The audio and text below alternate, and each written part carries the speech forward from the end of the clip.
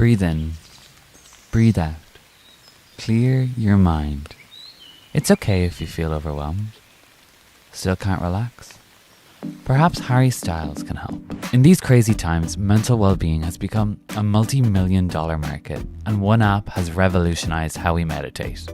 Calm went from having almost no cash to $1 billion valuation in less than 5 years.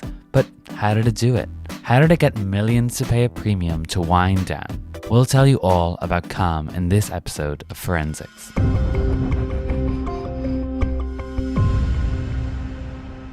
Calm's founders were anything but relaxed. The two Calm co-founders rarely took a break. Michael Acton Smith created his first company at just 24 when he and Tom Boardman formed Firebox.com, an online retailer in 1998.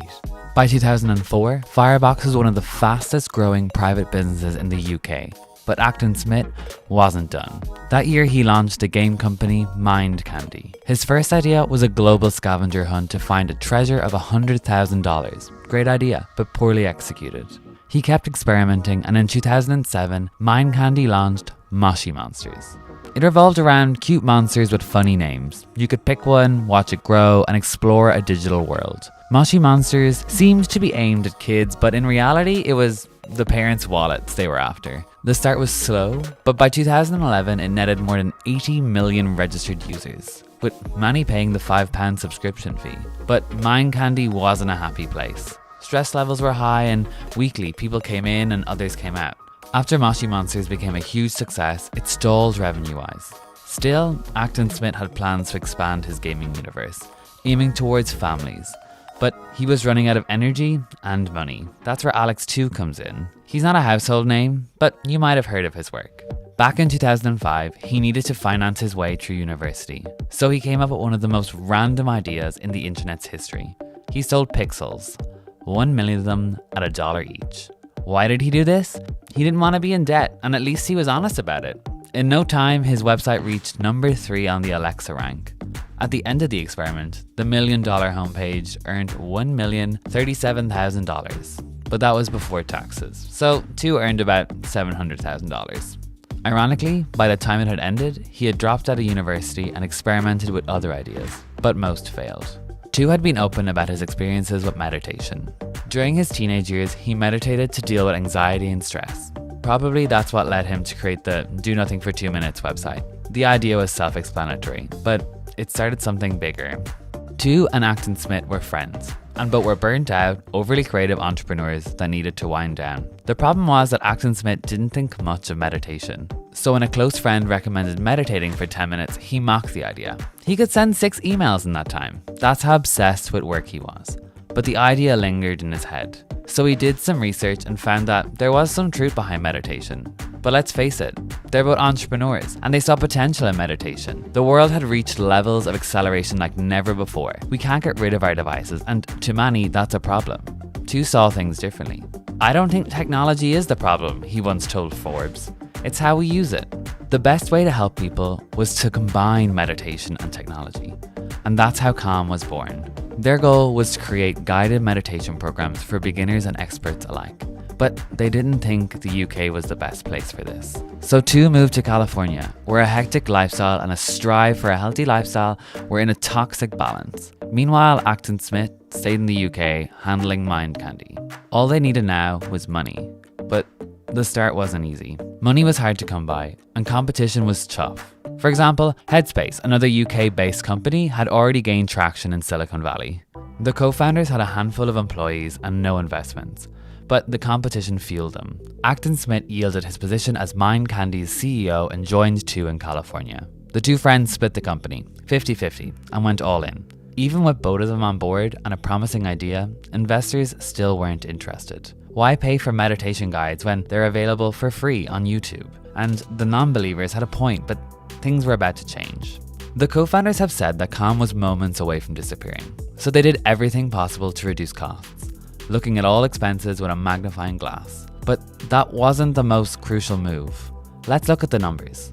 By 2017, Calm had raised $1.5 million in funding. Sounds like a lot, right? Their main competition, Headspace, has raised more than $70 million in funding.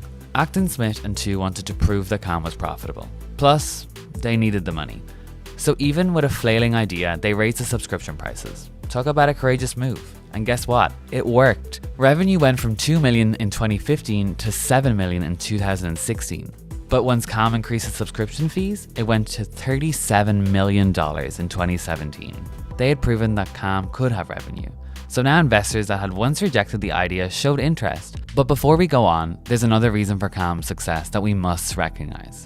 If you've used the app, you've heard her voice. It's Tamara Levitt. Though she's not a founding partner, she's become a mainstay in the company after sending her resume in 2014. Acton Smith and Tu met with her the next day and hired her. She began narrating sessions and climbed up to become the head of mindfulness. Users loved her hypnotic and magical voice, but she was also a creative force, launching the Daily Calm, one of the most popular features. Coincidence or not, in the 4 years after she joined, the app went from 250,000 subscribers to 1 million subscribers. By 2017, Calm had gone from 10 employees to 40, and revenue reached $80 million in 2018. But that was the beginning, as the world became more chaotic. An anxious world is perfect for Calm. We all need to relax. But unfortunately, these hectic times have reached unprecedented levels of stress and anxiety, and we're busier than ever. One reason why audio content is so popular is that we don't have to look at our screens, so we don't take our eyes off our tasks. So relaxing and winding down to our phone seems illogical. But Calm isn't the only app doing it out there. We've spoken about Headspace, but there's also Bootify, iMindfulness, Aura, and Breathe. All are somewhat unique. So why is Calm so popular? Some say that Levitt, her voice, and her creativity are essential.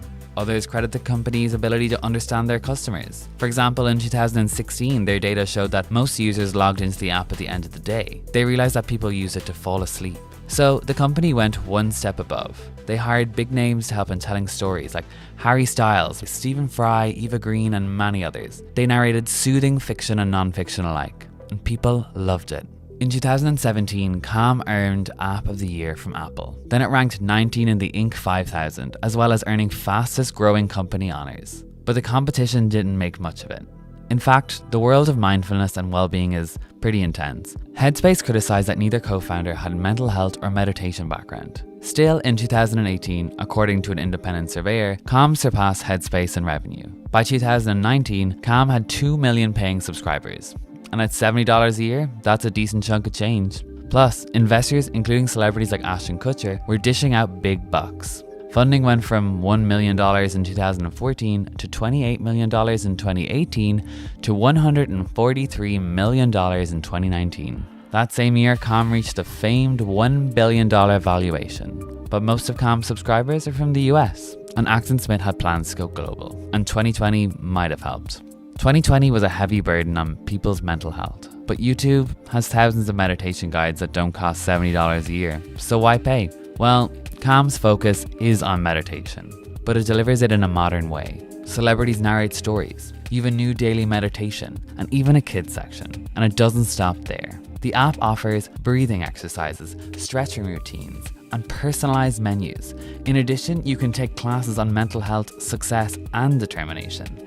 Plus, of course, the app comes with personal metrics, so it encourages users to keep using it, to keep streaks alive. And at the end of it all, plain videos or audiobooks don't provide that. And people want all of these things in one place. To a degree, Calm has gamified meditation and turned it into an interactive platform. And at first, it might sound wrong to some people, but it's suitable for the chaotic times that we're living in. And it's not only about the individuals. More and more companies are looking to improve mental health services for their employees. So Calm now tends to corporate sales, with 20 of its staff members dedicated exclusively to corporate sales. Then 2020 happened. There was a global health crisis. The US held elections, and it seems like the world was going to end. That's a perfect recipe for anxiety and stress, or in Calm's eyes, success. In February 2020, Calm downloads increased by 40% over the previous month.